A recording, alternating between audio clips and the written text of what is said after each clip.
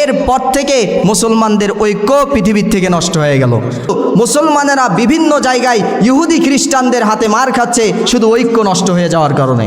আজকে ঐক্য না থাকার কারণে বাংলাদেশ থেকে নিয়ে সারা বিশ্বে 57টি মুসলিম রাষ্ট্র রয়েছে, তবুও আমরা দেখতেছি প্রকাশ্যে আমাদের ভাইয়েরা নির্যাতিত হচ্ছে, তাদেরকে রক্তপাত করা হচ্ছে, কত ধরনের নির্যাতন তারা সহ্য করতেছে শুধু আমাদের মাঝে ঐক্য না থাকার কারণে। যদি আজকে আমাদের মাঝে ঐক্য থাকতো আর সারা বিশ্বের 57টি মুসলিম রাষ্ট্র যদি ঐক্যবদ্ধ হয়ে তারা তাদের দেশ থেকে সেনাবাহিনীদেরকে নিযুক্ত করে দিত, 57টি মুসলিম দেশ এই সিদ্ধান্ত নিতে পারে, তাহলে ইনশাআল্লাহ সেদিন বেশি দূরে নয় যেই দিন আমেরিকার হোয়াইট হাউসে পর্যন্ত কালিমার পতাকা উত্তোলিত হবে ইনশাআল্লাহ। সেদিন ঐক্যবদ্ধ থাকো, ঐক্যকে কি করো না, নষ্ট করো না। মুসলমানদের মাঝে ঐক্য ছিল, কবে থেকে ছিল? রসুল করিম সাল্লাল্লাহু আলাইহি ওয়াসাল্লামের জামানা, হজরতে আবু বকর সিদ্দিক রাদিয়াল্লাহু তাআলা আনহু এর জামানা, হজরতে ওমরে ফারুক রাদিয়াল্লাহু তাআলা আনহু এর জামানা ঐক্যের জামানা ছিল। এই সময় ইসলাম সারা বিশ্বে বিস্তার লাভ করেছিল। যেখানেই যায় মুসলমানেরা সেখানেই বিজয় ছিনিয়ে আনে। আফ্রিকা পর্যন্ত মুসলমানদের বিজয় মুসলমানরা ছিনিয়ে এনেছিল। কিন্তু এরপরে ইসলামের মধ্যে অনৈক্য সৃষ্টি হয়ে যায়। কারণটা কি? কারণ ইহুদি খ্রিস্টানরা যখন দেখলো যে মুহাম্মদুর রাসূলুল্লাহ সাল্লাল্লাহু আলাইহি ওয়াসাল্লাম আসার পর থেকে ইসলাম সারা বিশ্বের আনাচে কানাচে ছড়িয়ে পড়তেছে, তখন থেকে তারা চিন্তা করলো যে এই ইসলাম এত বিস্তার লাভ করার কারণটা কি। তারা কারণ খুঁজে বের করলো যে ইসলাম সারা বিশ্বে ছড়িয়ে পড়ার কারণ হচ্ছে মুসলমানেরা ঐক্যবদ্ধ, তারা কোনো সময় ঐক্য নষ্ট করে না, এই জন্য তারা সারা বিশ্বে বিস্তার লাভ করতেছে। সুবহানাল্লাহ বলে। এজন্য ইহুদি আর খ্রিস্টানরা চিন্তা করলো তাহলে এদেরকে ঠেকাইতে হইলে এই সারা বিশ্বে এদের যে গণজাগরণ, এটাকে যদি আমরা বন্ধ করতে চাই তাহলে সর্বপ্রথম এদের ঐক্য নষ্ট করতে হবে। ঐক্য নষ্ট করতে গেলে কি করতে হবে? তাদের সাথে কি যুদ্ধ করব? বলে যে না, যুদ্ধ করে তো তাদের সাথে পারা যাচ্ছে না, কারণ 313 জনের মোকাবেলায় 1000 জনে পারে না, 60 জনের মোকাবেলায় মুসলমানদের সাথে 60,000 পারে না। সুবহানাল্লাহ বলেন। তো তাহলে কি করা যায়? তো এদের ঐক্য নষ্ট করতে গেলে আমাদেরকে বুদ্ধিযুদ্ধের মাধ্যমে তাদেরকে পরাজিত করতে হবে। এই জন্য তারা আবু বকর, হজরতে ওমর রাদিয়াল্লাহু তাআলা আনহু এর জামানাকে বাঁচে নাই, কারণ হজরতে ওমরে ফারুক রাদিয়াল্লাহু তাআলা আনহু বিচক্ষণ রাষ্ট্রনায়ক ছিলেন। তিনি যদি কোনোভাবে এই ইহুদিদের এই চক্রান্ত বুঝতে পারতেন তাহলে তাদের খবর খারাপ করে ছাড়তেন। এই জন্য তারা চিন্তা ভাবনা করে হজরতে ওসমান রাদিয়াল্লাহু তাআলা আনহু এর কালকে বেছে নিলেন।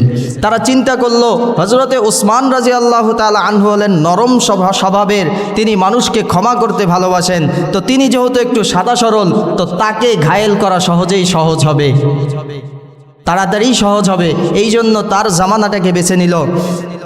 তো ইয়ামান থেকে কয়েকটা দেশের নাম বলবো, আপনারা মনে রাখবেন। ইয়ামান থেকে একজন ইহুদি নাম আব্দুল্লাহ ইবনে সাবা। নাম কি? আব্দুল্লাহ ইবনে সাবা। মুসলমানদের গণজাগরণের কারণ কি? ঐক্য। আর ঐক্য নষ্ট করার জন্য ইহুদি খ্রিস্টানরা কি চক্রান্ত করলো?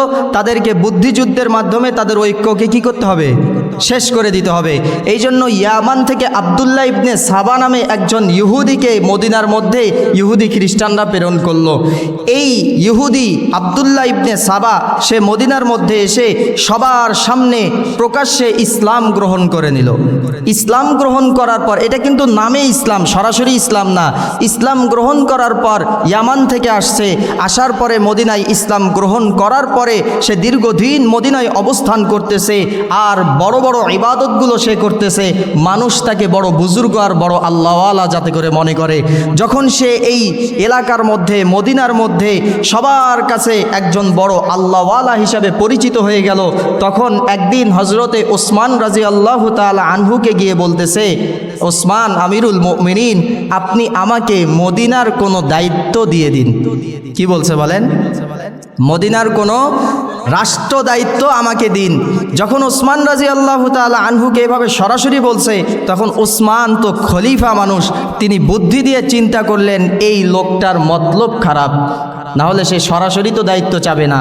কি খারাপ? মতলব খারাপ। এই জন্য তার মুখের উপরে ওসমান রাদিয়াল্লাহু তাআলা আনহু বলে দিলেন যে তোমার মধ্যে যোগ্যতা নাই কোনো দায়িত্বের, তোমাকে কোনো দায়িত্ব দেওয়া যাবে না। এই কথা শোনার পর থেকে তার মনের মধ্যে ক্ষোভ তৈরি হয়ে গেল। সে এখন হযরত ওসমান রাদিয়াল্লাহু তাআলা আনহু এর বিরুদ্ধে ওই মদিনার জনসাধারণের কাছে গিয়ে বলতে লাগলো যে এই জামানার মধ্যে হযরতে আলী রাদিয়াল্লাহু তাআলা আনহু হযরতে ফাতেমা রাদিয়াল্লাহু তাআলা আনহার স্বামী এবং হযরতে মুহাম্মদুর রাসূলুল্লাহ সাল্লাল্লাহু আলাইহি ওয়াসাল্লামের আপন চাচাতো ভাই কুরাইশ বংশের আলী থাকা সত্ত্বেও ওসমান কিভাবে খলিফা হয়? চক্রান্ত কোথায় লাগাইছে বলেন? এখন আমাদের দেশের মধ্যে যদি চক্রান্ত লাগাইতে যাই, ধরেন এখানে একজন ইমাম সাহেব অনেক দিন ধরে আছে, তো এখন এই ইমামকে আপনারা সরাবেন, কোনো দোষ নাই, তো দোষ এখন খুঁজে কি বাহির করবেন? আপনাদের এলাকার কাউকে ইমাম বসাবেন, তো কেউ কেউ বলবে আমাদের এখানে এত বড় হুজুর থাকতে ওই গ্রামের হুজুর এখানে নামাজ পড়াবে কেন? এটা একটা চক্রান্ত। তো যখন এইভাবে বলা শুরু করলো, তো জনসাধারণ তো ভাবতেছে হ্যাঁ ঠিকই তো, আলী তো একজন যোগ্য ব্যক্তি, নিঃসন্দেহে আলী একজন যোগ্য ব্যক্তি, কিন্তু বলছে কিভাবে যে আলী একজন যোগ্য ব্যক্তি, তিনি থাকতে ওসমান কিভাবে খেলাফতের দায়িত্ব পায়? এইভাবে দীর্ঘদিন সে মানুষকে বোঝাইতে লাগলো, কিন্তু হযরত আলীর কাছে যাওয়ার তার সাহস হলো না, কারণ আলীর কাছে গেলে আলী তো বুঝে ফেলাইতো তার খবর খারাপ ছিল। এই জন্য দীর্ঘদিন এইভাবে বোঝানোর পরে হযরতে ওসমান রাদিয়াল্লাহু তাআলা আনহু যখন দেখলেন এ তো মদিনার মধ্যে ফিতনা সৃষ্টি করতেছে, তো তাকে মদিনার থেকে বাহির করে দিলেন। এবার আব্দুল্লাহ ইবনে সাবা মদিনা থেকে চলে গেল শামে। বলেন আসছে কোথা থেকে? ইয়ামান থেকে মদিনায়, মদিনার থেকে বাহির করে দিয়েছে, সে সেখান থেকে চলে গেল বসরায়, শামে না বসরায়। বসরার মধ্যে যাওয়ার পরে সে সেখানেও জনসাধারণদেরকে বুঝাইতে লাগলো যে আলী জীবিত থাকতে ওসমান কিভাবে খলিফা হয়। এইভাবে বিভিন্ন ধরনের অভিযোগ দিয়ে জনসাধারণদেরকে বুঝাইতে লাগলো। ওখানে কিছু পার্টি, ওখানে কিছু লোক তার দলের মধ্যে যুক্ত করলো। এরপরে বসরার যিনি দায়িত্বশীল ছিলেন, গভর্নর ছিলেন, তিনি যখন দেখলেন যে এই বেচারা তো বসরার মধ্যে বিশৃঙ্খলা সৃষ্টি করতেছে, তিনি বসরা থেকে তাকে বাহির করে দিলেন। বসরা থেকে এবার আব্দুল্লাহ ইবনে সাবা চলে গেল কুফার মধ্যে। কুফাতে গিয়ে তার হযরতে আলীর বিপক্ষে কিছু লোককে পাইলেন, সে তাদের সাথে যুক্ত হয়ে মানুষকে একইভাবে বুঝাইতে লাগলেন যে হযরত আলী তার রাষ্ট্রীয় সম্পদ তার নিজের পরিবারের লোকজনদেরকে দিয়ে সে স্বজনপ্রীতি করছে, নাউজুবিল্লাহ। এইভাবে মানুষদেরকে বিভিন্ন কথা বলে হযরতে ওসমানের বিরুদ্ধে খেপায়ে তুলতেছে। এরপরে ওই কুফার গভর্নর যখন বুঝলো যে এ তো বিশৃঙ্খলা তৈরি করতেছে, তখন কুফার গভর্নর তাকে কুফা থেকে বাহির করে দিল। সে এখন কুফা থেকে চলে গেল শামে। আর শাম দেশের মধ্যে ওই সময় গভর্নর ছিলেন হযরতে আমিরে মুআবিয়া রাদিয়াল্লাহু তাআলা আনহু।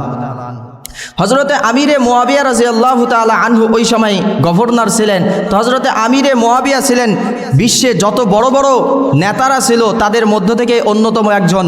তো আমিরে মুআবিয়াকে বলার সে সাহস পায় না, দীর্ঘদিন শামের মধ্যে অবস্থান করে আর মুসলমানদের মাঝে ঐক্য নষ্ট করার চক্রান্তে লিপ্ত, মানুষকে তার পক্ষে টানতেছে।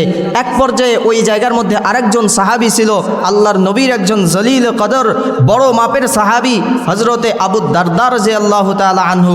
হযরতে আবু দারদা রাদিয়াল্লাহু তাআলা আনহুকে সে বলতেছে, আপনি একটা কথা চিন্তা করে দেখছেন, হযরতে আলী রসুল করিম সাল্লাল্লাহু আলাইহি সাল্লামের জামাই, তিনি জীবিত থাকতে ওসমান কিভাবে খেলাফতের দায়িত্ব পায়?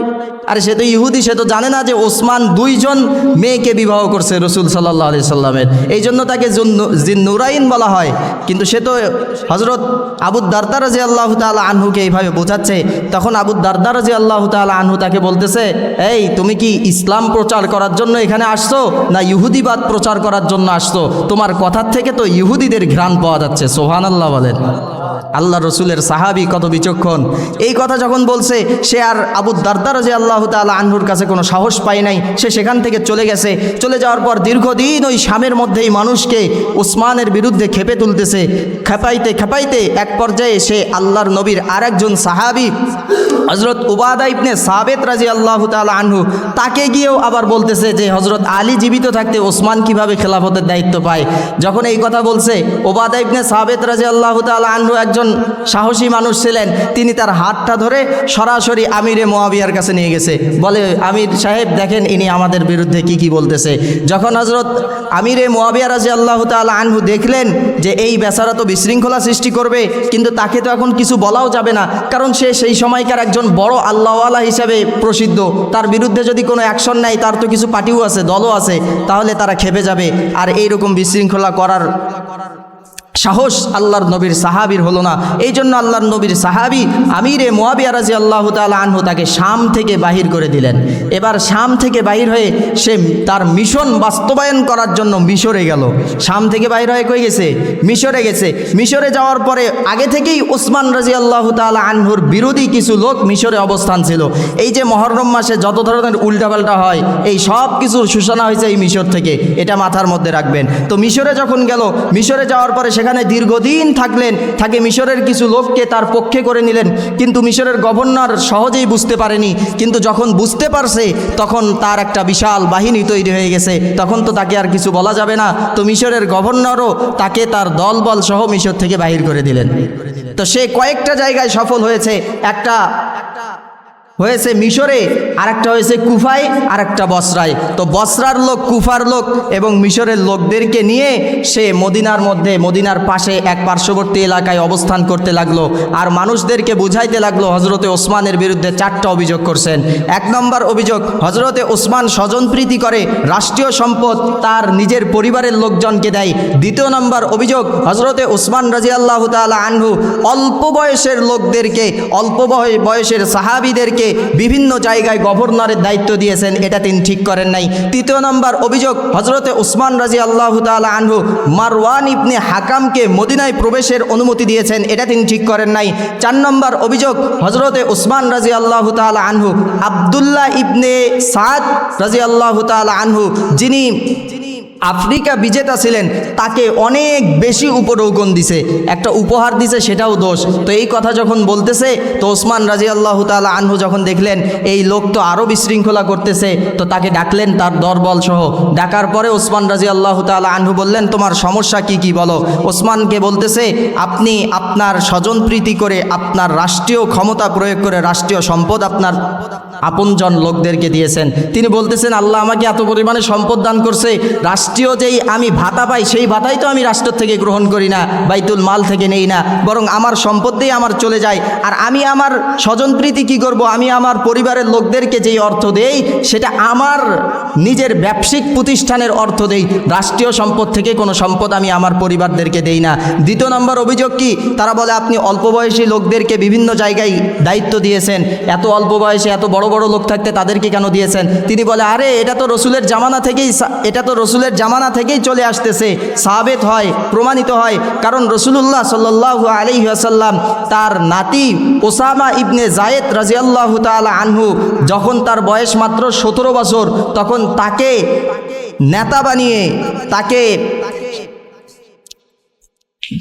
নেতা বানিয়ে বিভিন্ন জায়গায় জিহাদের ময়দানে প্রেরণ করত, আর তার পিছনে ইতাআত করত, অনুসরণ করত বড় বড় সাহাবীরা। তো সেটা তো রসুলের জামানা থেকেই প্রমাণিত, অর্থাৎ এর দ্বারাই বোঝা গেল কেউ যদি বয়স কম হয় আর সে যদি যোগ্য হয়, তাহলে তাকে দায়িত্ব দিতে কোনো সমস্যা নাই, এটা রসুলের জামানা থেকেই চলে আসতেছে। এরপরে 3 নম্বর অভিযোগ, আপনি মারওয়ান ইবনে হাকামকে কেন মদিনায় প্রবেশের অনুমতি দিলেন? তিনি বলতেছেন, মদিনায় প্রবেশের অনুমতি রসুল দিয়েছেন মুসলমানদেরকে, সে যেহেতু মুসলমান, তো তাকে অনুমতি দিতে আমার কোনো সমস্যা নাই, মদিনায় সে আসতে পারে। এরপরে বলতেছে, ঠিক আছে। 4 নম্বর অভিযোগ, আপনি হজরতে আব্দুল্লাহ ইবনে সাদ রাদিয়াল্লাহু তাআলা আনহু, যিনি আফ্রিকা বিজেতা, তাকে এত বেশি উপঢৌকন কেন দিছেন? তো তিনি বলতেছে, আচ্ছা উপঢৌকন দেওয়া বেশি হয়েছে, তো যাও উপঢৌকন ফিরে নিলাম, উপহারগুলো ফিরে নিলাম, আর কোনো সমস্যা আছে? বলতেছে, না, আর কোনো সমস্যা নাই। এখন তারা চলে যাচ্ছে, কারণ হজরতে ওসমান রাদিয়াল্লাহু তাআলা আনহু কোনো বিশৃঙ্খলা চাইতেন না। তারা যেই 4টা অভিযোগ করছে, সব 4টা অভিযোগ তিনি খণ্ডন করে দিয়েছেন। এরপরে আব্দুল্লাহ ইবনে সাবা, সে তো চক্রান্ত করে আসছে মুসলমানদের মাঝে ঐক্য নষ্ট করবে। সে চিন্তা করছে, আরে এরে দেখি যা বলি সেটাই মানে নিচ্ছে, এতে তো কাজ হলো না, এর বিরুদ্ধে তো কিছু করতে হবে। তখন সে চিন্তা করলো যে কিছু না কিছু গিরিঙ্গ তো লাগাইতে হবে, চক্রান্ত তো করতে হবে। সে হজরতে ওসমানের নামে একটা চিঠি লিখলেন। মিথ্যা চিঠি, যেটা ওসমান রাদিয়াল্লাহু তাআলা আনহু লেখে নাই। চিঠির মধ্যে লেখা, মিশরীরা মিশরে ফেরত গেলে আমিরুল মুমিনিন হযরত ওসমান রাদিয়াল্লাহু তাআলা আনহুর থেকে নির্দেশ, তোমরা তাদেরকে হত্যা করো। মিথ্যা চিঠি। এই চিঠিটা আব্দুল্লাহ ইবনে সাবা হযরতে আলী রাদিয়াল্লাহু তাআলা আনহু এবং আবু তলহা এবং জুবাইর রাদিয়াল্লাহু তাআলা আনহু এদেরকে নিয়ে গিয়ে দেখাইলেন। তো হযরত আলী রাদিয়াল্লাহু তাআলা আনহু যখন চিঠিটা দেখলেন, তিনি বুঝলেন যে এটা তো একটা মিথ্যা চিঠি, এটা তো ওসমান লেখে নাই। তো তারপরে তিনি তার সন্দেহ দূর করার জন্য মিশরীদেরকে বললেন, ঠিক আছে, তো যেহেতু তোমাদের সমস্যা হচ্ছে, তো ঠিক আছে তোমরা যাও, আমি একটু আলোচনা করে দেখি এটা কি ওসমান লেখছে কিনা। তো মিশরীরা যাওয়ার পরে বসরা এবং কুফার যারা রয়েছে তাদেরকে আলী রাদিয়াল্লাহু তাআলা আনহু কত বিচক্ষণ দেখেন। তিনি বলতেছে, আচ্ছা তোমরা কি জানো যে আমিরুল মুমিনিন মিশরীদের বিরুদ্ধে একটা হত্যা মামলা জারি করে দিয়েছে, এটা কি তোমরা জানো? তো বসরা আর কুফার লোকেরা সবাই এক বাক্যে বলতেছে, হ্যাঁ হ্যাঁ হ্যাঁ হ্যাঁ, এটা তো আমরা জানি। কি বলছে বলেন? বসরা এবং কুফার লোকেরা বলতেছে আমরা জানি। হযরত আলী রাদিয়াল্লাহু তাআলা আনহু বললেন, এই চিঠি তো এখনো প্রকাশে পায়নি, তোমরা কোথা থেকে জানলা? চিঠি তো প্রকাশে পায়নি, তোমরা কোথা থেকে জানলা? এই ষড়যন্ত্র আলী রাদিয়াল্লাহু তাআলা আনহু ধরে ফেললেন। অর্থাৎ এটা মিথ্যা ষড়যন্ত্র, তোমরা 3 গ্রুপ মিলে হযরতে ওসমানের নামে একটা মিথ্যা চিঠি লিখছো। অর্থাৎ চিঠি দিয়েও কোনো কাজ হইল না। তারা ওই জায়গার মদিনা থেকে 3 মঞ্জিল দূরে এক জায়গার মধ্যে অবস্থান করতে লাগলো। তো এরপরে 35 জিলহজ হজের মৌসুম চলে আসলো। 35 হিজরি সন, 35 হিজরির জিলহজ মাস চলে আসলো, হজের মৌসুম। বড় বড় সাহাবীরা, হজরতে আম্মাজান আয়েশা সিদ্দিকা রাদিয়াল্লাহু তাআলা আনহা, তিনিও হজের মধ্যে চলে গেলেন। আর হজরতে আলী এবং আবু তলহা জুবাইর তেনারা মদিনায় অবস্থান করতেছিলেন। এমন সময় মসজিদের মধ্যে হজরতে ওসমান রাদিয়াল্লাহু তাআলা আনহু বক্তব্য দিচ্ছেন, খুতবা দিচ্ছেন। এই সময় ওই বিদ্রোহী গ্রুপ তারা মসজিদের মধ্যেই খুতবা চলাকালে বিদ্রোহ করে বসলো। এই যে শুরু হলো আমিরদের পক্ষে, আমিরদের মাইক কেড়ে নেওয়া, আমিরদের বক্তব্য থামিয়ে দেওয়া, এই আব্দুল্লাহ ইবনে সাবা ইহুদির গোষ্ঠীরা শুরু করছে। এর আগে কোনো ব্যক্তি কোনো খতিবকে বক্তব্য বন্ধ করার কথা বলতো না, এবং কোনো ব্যক্তি কোনো মাহফিলে ওয়াইজরা বক্তারা বয়ান করতেছে তার সামনে থেকে মাইক কেড়ে নিত না। এই যে সাবাই গোষ্ঠী শুরু করলো, যখন এইভাবে বিদ্রোহ করলো, তখন হযরতে ওসমান রাদিয়াল্লাহু তাআলা আনহুকে তারা তার নিজ বাসভবনের মধ্যে, কেউ রিওয়ায়াত করেন 22 দিন, কেউ বলেন 40 দিন পর্যন্ত তার ঘরের মধ্যে রাখছে। এক ঘোড়া বলে না আমাদের এলাকায়, তো এক ঘোড়া করে রাখছে, তাকে বাহির হতে দেয় নাই, তাকে পানি খাইতে দেয় নাই, খাবার খাইতে দেয় নাই, এক ঘোড়া করে তার ঘরের মধ্যে রাখে দিছে। তো এরপরে হযরতে আলী রাদিয়াল্লাহু তাআলা আনহু চিন্তা করলেন, এ তো আমাকে নিয়ে ষড়যন্ত্র করতেছে, তো আমার এখানে থাকলে চলবে না। আলী রাদিয়াল্লাহু তাআলা আনহু মদিনা থেকে কুফায় যাওয়ার নিয়াত করলেন। তার আগে তিনি একটা কাজ করলেন, মদিনার মধ্যে যেই যুবক সাহাবীরা ছিল, সেই যুবক সাহাবীদেরকে হযরতে আলী রাদিয়াল্লাহু তাআলা আনহু উসমান রাদিয়াল্লাহু তাআলা আনহুর বাড়ি পাহারা দেওয়ার জন্য নিয়োজিত করে দিলেন, যাতে করে এই বাড়ি পাহারা দেয় আর এই বিদ্রোহী পার্টি যেন ওসমান রাদিয়াল্লাহু তাআলা আনহুর কোনো ক্ষতি করতে পারে না। কিন্তু ইতিহাস একটা দুঃখজনক বিষয়, এই জিলহজ মাসেই ঘটে গেল 35 হিজরি। এই সনটা মনে রাখবেন, 35 হিজরির 17ই জিলহজ, কেউ বলেন 18ই জিলহজ, হজরতে আলী রাদিয়াল্লাহু তাআলা আনহু যাদেরকে নিযুক্ত করছিলেন তাদের মধ্যে হজরতে হাসান হুসাইন আলী রাদিয়াল্লাহু তাআলা আনহুর কলিজার টুকরারাও ছিল। কিন্তু বিদ্রোহী গোষ্ঠী পিছন দিক দিয়ে গিয়ে হজরতে ওসমান রাদিয়াল্লাহু তাআলা আনহু কোরআন তেলাওয়াত করতেছিলেন শুক্রবারের দিন। তিনি সূরা বাকারার একটা আয়াত তেলাওয়াত করতেছিলেন, ওয়াসায়াকফিকাহুমুল্লাহ, তাদের জন্য আল্লাহ তাআলাই যথেষ্ট, এই আয়াত তেলাওয়াত করতেছিলেন। এই বিদ্রোহী গোষ্ঠী পিছন দিক থেকে গিয়ে হজরতে আলী রাদিয়াল্লাহু তাআলা আনহুর কল্লাটা উড়াইয়া দিলেন, নাউজুবিল্লাহ বলেন। আর এই রক্তটা ওই কোরআন শরীফের আয়াতের মধ্যে পড়ে গেল, ওয়াসায়াকফিকাহুমুল্লাহ, তাদের জন্য আল্লাহই যথেষ্ট। এই যে হজরতে ওসমান রাদিয়াল্লাহু তাআলা আনহুকে শহীদ করে দেওয়া হলো, এরপর থেকে মুসলমানদের ঐক্য পৃথিবীর থেকে নষ্ট হয়ে গেল। আজও পর্যন্ত মুসলমানদের ঐক্য কোথাও ফিরে আসেনি। ভাই এই কথাগুলো স্মরণ রাখেন, পরে আরও দীর্ঘ আলোচনা আসতেছে। হজরতে ওসমান রাদিয়াল্লাহু তাআলা আনহু শহীদ হওয়ার সাথে সাথে মুহূর্তের মধ্যে সারা মুসলিম বিশ্বে ছড়িয়ে পড়ল যে হজরতে ওসমান রাদিয়াল্লাহু তাআলা আনহু শহীদ হয়ে গেছে। আর এই যে 35 জিলহজ হজরতে ওসমান রাদিয়াল্লাহু তাআলা আনহুকে শহীদ করা হলো, এরপর থেকে আজও পর্যন্ত মুসলমানেরা বিভিন্ন জায়গায় ইহুদি খ্রিস্টানদের হাতে মার খাচ্ছে, শুধু ঐক্য নষ্ট হয়ে যাওয়ার কারণে। নাউজুবিল্লাহ বলেন। এর আগে কি ছিল বলেন? ঐক্য ছিল। ইহুদি খ্রিস্টানরা চক্রান্ত করে ঐক্য নষ্ট করছে। আজকে ঐক্য না থাকার কারণে বাংলাদেশ থেকে নিয়ে সারা বিশ্বে 57টি মুসলিম রাষ্ট্র রয়েছে, তবুও আমরা দেখতেছি প্রকাশ্যে আমাদের ভাইয়েরা ফিরাতিত হচ্ছে, তাদেরকে রক্তপাত করা হচ্ছে। তারা আজকে এমনভাবে নির্যাতনের শিকার আমরা মনে করতেছি যুদ্ধ বন্ধ হয়ে গেছে। যুদ্ধ বন্ধ হয়ে তো তারা সুখে নাই, শান্তিতে নাই। তাদের শিশুগুলো খাদ্য না পেয়ে মারা যাচ্ছে, খাবার না খেয়ে খেয়ে মারা যাচ্ছে। কিছুদিন আগে যুক্তরাষ্ট্রের একটি গণমাধ্যম CNN এর একটা প্রতিবেদন সে ভাইরাল করছে। সে এই কথাটা বলতেছে যে যারা বন্দী ছিল তাদেরকে নিয়ে গিয়ে এমন একটা জায়গার মধ্যে রাখা হচ্ছে, যেই জায়গার মধ্যে এক মাপে বসে রাখা হচ্ছে। কোনোভাবে নড়াচড়া করলে কুকুর দিয়ে তাদেরকে লেলিয়ে দেওয়া হচ্ছে, অথবা ওই যে সন্তানের যে সেনাবাহিনী তারা তাদেরকে লাথি মারতেছে। শুধু কি তাই, তাদেরকে একটা হাসপাতালের মধ্যে সামান্য চিকিৎসার জন্য নিয়ে যায়, যদি অসুস্থ হয় তখন। তো চিকিৎসার জন্য নিয়ে গিয়ে তাদেরকে সরাসরি সোজা করে, একটা ফটো দেখলাম আমি, সোজা করে রাখতেছে, উলঙ্গ করে, শুধু প্যাম্পাস পরায় রাখছে। পায়খানা করলে, প্রসাব করলে সব ওই প্যাম্পাসের মধ্যে থাকে। উলঙ্গ করে তাদেরকে সোজা করে শুয়ে রাখছে, অথচ মানুষটা জীবিত। তাদের হাতগুলোর মধ্যে হাত করা এমন পড়াইছে ইসরায়েলিরা, এই হাত করা পড়ার কারণে তাদের এই হাতগুলো পচে যাচ্ছে, হাতের গোস্ত পচে যাচ্ছে। এই হাতের গোস্ত পচে যাওয়ার পরে তাদেরকে চিকিৎসার নামে নির্যাতন করতেছে। তাদেরকে যে চিকিৎসা দিবে সেই চিকিৎসা তারা সুন্দরভাবে দিচ্ছে না। যখন হাত পচে যাচ্ছে তখন সরাসরি ওই হাতটা, পচা যেই জায়গাটা, ওই জায়গা থেকে হাতটা কেটে ফেলতেছে। কত ধরনের নির্যাতন তারা সহ্য করতেছে শুধু আমাদের মাঝে ঐক্য না থাকার কারণে। যদি আজকে আমাদের মাঝে ঐক্য থাকতো, আর সারা বিশ্বের 57টি মুসলিম রাষ্ট্র যদি ঐক্যবদ্ধ হয়ে তারা তাদের দেশ থেকে সেনাবাহিনীদেরকে নিযুক্ত করে দিত, যাও ফিলিস্তিন অভিমুখে গিয়ে জিহাদ করো, লেবাননের মুখে চলে যাও, চীনের উইঘুরের মধ্যে মুসলমানরা নির্যাতিত হচ্ছে, তাদের কাছে তোমরা চলে যাও আর তোমরা জিহাদ করতে থাকো যতক্ষণ পর্যন্ত আমাদের এই ভাইগুলো নির্যাতনের শিকার থেকে মুক্ত না হয়। এইভাবে যদি আমরা আজকে সারা বিশ্বের 57টি মুসলিম দেশ, OIC নামে যেই সংগঠন রয়েছে সেটাকে যদি আমরা ইসলামী OIC নামে পরিণত করি, আর সেখানে মুসলিম 57টি দেশের রাষ্ট্রনায়করা ঐক্যবদ্ধভাবে একটি নতুন সেনাবাহিনী প্রতিষ্ঠা করে, যেই সেনাবাহিনীর কাজ হবে সারা বিশ্বে যত জায়গায় মুসলমানরা নির্যাতিত সেই মুসলমানদেরকে তারা রক্ষা করবে। যদি আজকে 57টি মুসলিম দেশ এই সিদ্ধান্ত নিতে পারে, তাহলে ইনশাআল্লাহ সেদিন বেশি দূরে নয়, যেই দিন আমেরিকার হোয়াইট হাউসে পর্যন্ত কালিমার পতাকা উত্তোলিত হবে ইনশাআল্লাহ।